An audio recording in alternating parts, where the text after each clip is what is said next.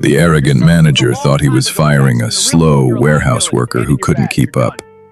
He didn't realize he was actually insulting the former commanding officer of the company's new CEO. Jackson was a 55-year-old Army veteran working the night shift. He had a slight limp from a literal bullet he took in Fallujah. But to the manager, Brad, Jackson was just an old man slowing down the line. Brad walked up, kicked Jackson's packing crate, and sneered, "Your service was a long time ago, Jackson. In the real world, you're a liability. Hand in your badge. You're done."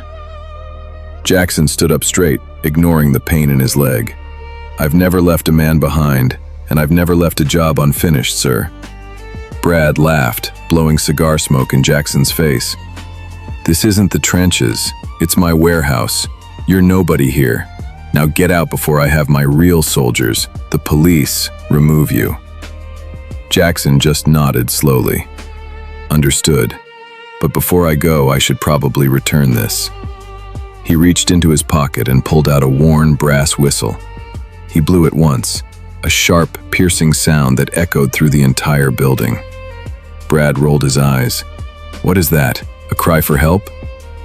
Suddenly, the elevator doors at the end of the warehouse opened. The young billionaire CEO of the entire corporation sprinted out, followed by a dozen executives. He didn't stop until he was inches from Jackson. He didn't look at the manager. He snapped the sharpest salute Brad had ever seen and whispered, "Sergeant Major, I heard the call. Is there a problem on my line?" Brad's jaw hit the floor. The nobody was the man who had pulled the CEO out of a burning Humvee 20 years ago. The CEO turned to Brad, his voice like ice. "Brad, you said this was your warehouse?"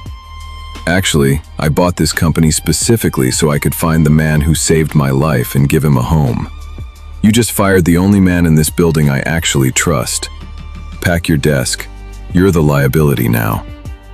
As Jackson was led to the executive office to become the new head of operations, Brad realized that some debts can never be repaid, and some men should never be underestimated. Did the CEO handle this right? Or should he have given the manager a warning?